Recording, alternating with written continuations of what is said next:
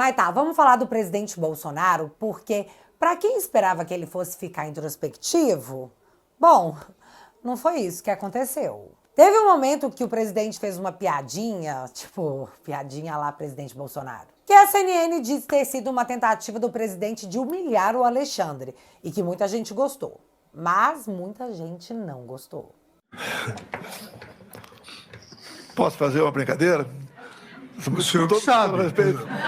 Eu perguntaria aos seus advogados antes. Eu gostaria de convidá-la para ser meu vice em 26. É isso aí. Eu declino novamente. Na minha percepção, Bolsonaro estava apenas avisando ao Alexandre que ele seria candidato no ano que vem, por mais que o Alexandre queira colocá-lo na cadeia. E ele disse isso na cara dele, em tom de piada. Se cabia a piada, não sei. Só sei que foi assim. Mas aqui, eu não vou me prender nessa mini polêmica porque o presidente disse muita coisa. Coisas que muita gente não disse porque aparentemente ter opinião é crime na democracia brasileira. Bolsonaro explicou para o Alexandre que foi perseguido por todos desde o início porque ele fechou a mangueira do dinheiro público, não colocou um corrupto no recreio e porque defende as pautas de costumes. E nem obra era feita e era usado à vontade esse recurso. Por que à vontade?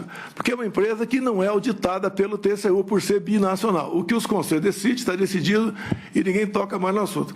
Então, quando a gente começa a tapar os ralos da corrupção, aparece uma enormidade de pessoas que vão contra a gente.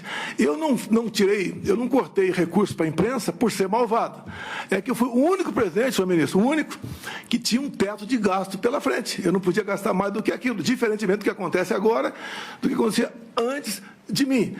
Ganhei também, então, uma antipatia enorme da imprensa contra a minha pessoa. E também a questão das pautas dos costumes, né? Eu sou católico, minha esposa é evangélica, e eu sempre preservei a família e a inocência de criança em sala de aula. Mais um foco de atenção contra a gente.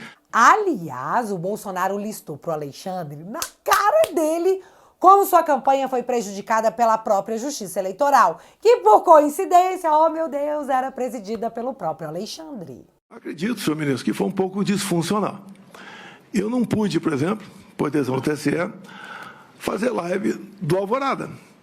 Eu cheguei aqui na casa de um conhecido para fazer uma live. Eu não pude, por ocasião do horário eleitoral gratuito, usar as imagens de 7 de setembro, usar as imagens minhas na ONU, usar imagem do outro candidato lá na comunidade do Rio de Janeiro, usando o gorro do CPX. Eu não podia usar imagens do enterro da rainha Elizabeth.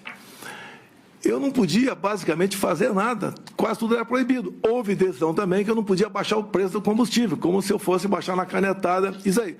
Eu fui acusado de muita coisa, inclusive pedófilo durante esse período. Agora, o outro lado, podia tudo, até me acusar de genocida. Então, tudo isso aconteceu. Quando eu não pude usar as imagens do Lula ali, defendendo o aborto, ou ao lado de ditadores, isso prejudicou a minha campanha.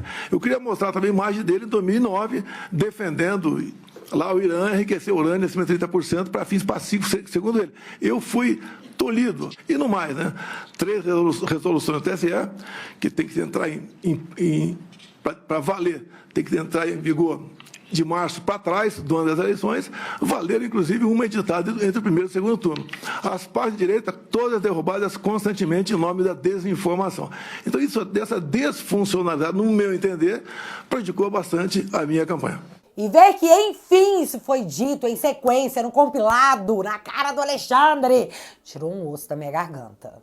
Só que Alexandre queria focar mesmo na questão das urnas. E nessa hora eu achei que o Bolsonaro nadou de braçada. Porque o presidente mostrou que, ei moço, essa era a minha pauta desde que eu era criancinha.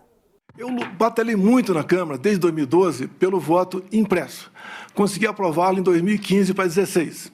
A senhora Dilma Rousseff vetou, a proposta voltou para o Congresso. Só na Câmara nós derrubamos o veto, com votos do PT, inclusive. No Senado, algo parecido, também derrubamos o veto. Fiquei feliz que teríamos, em 2018, o voto impresso. Eu não lembro se eu pedi audiência ou o ministro Fux me convidou. Eu fui conversar com ele sobre essa questão. E ele mostrou para mim que 5% das sessões eleitorais do Brasil teria o voto impresso. Por que 5%? Porque não tinha recurso para mais coisa. E, com o tempo, ia chegar a 100%. Fiquei muito feliz, agradecer ao ministro Fux, me tratou muito bem. Mas, infelizmente, logo depois, por 8-3, o Supremo Tribunal Federal declarou o voto impresso como sendo inconstitucional. Para o bem da democracia, seria bom que algo fosse aperfeiçoado para que não pudesse haver qualquer dúvida sobre o sistema eleitoral. Se não houvesse essa dúvida, com toda certeza, nós não estaremos aqui hoje. Eis o fato.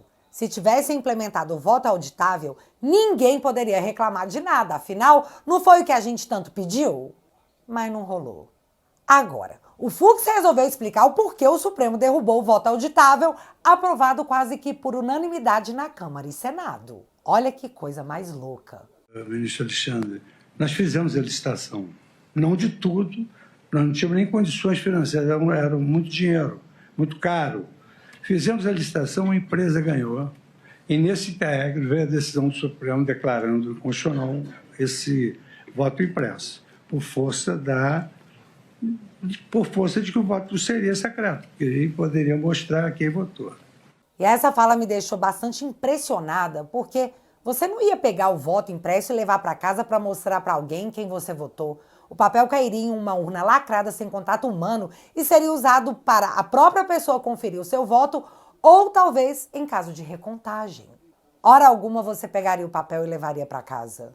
Sério, eu fiquei realmente assustada com essa declaração do ministro porque ela não condiz com a realidade.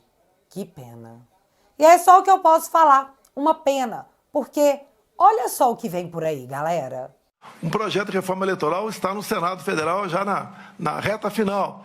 E lá tem um artigo que diz que todo aquele que duvidar, como eu duvidei aqui, do sistema eleitoral, pena 7 anos de reclusão. Eu acho que isso não é democracia, não é o que nós queremos. Nós queremos, com toda certeza, a Vossa Excelência quer e acredita no sistema.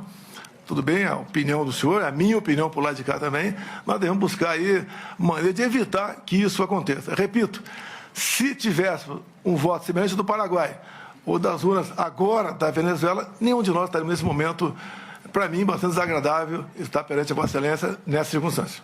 Cara, duvidar do sistema eleitoral pode se tornar crime passível de 7 anos de cadeia. Quantas democracias têm isso no currículo? Lembrando que esse julgamento é para salvar a tal da democracia. Você tá entendendo? Alexandre também perguntou do inquérito secreto do hacker. E eu não vou nem pôr aqui, porque aparentemente foi por isso que o meu canal foi desmonetizado. Eu cometi o crime de comentar o inquérito. Muito bandida eu. E, cara, é muito doido, porque o Bolsonaro ia falando e o Alexandre ficava meio que respondendo o presidente, que era o depoente. O juiz respondendo às alegações do depoente. Coisas que só uma democracia faz por você. Então, vídeo assim me deixa muito exposta à democracia relativa pujante, ao qual eu já sou alvo de alguns inquéritos e processos. Mas saber que não estamos sozinhos na trincheira faz toda a diferença. E é por isso que eu convido você que curte o meu trabalho a financiá-lo através da melhor família da internet, o teatualizei.app. E galera, a plataforma acabou de passar por uma atualização e se tornou uma rede social da direita, exclusiva para a família. Agora você pode subir seus próprios vídeos, escrever e publicar seus artigos e trocar uma ideia em tempo real com uma galera que sente o mesmo que você.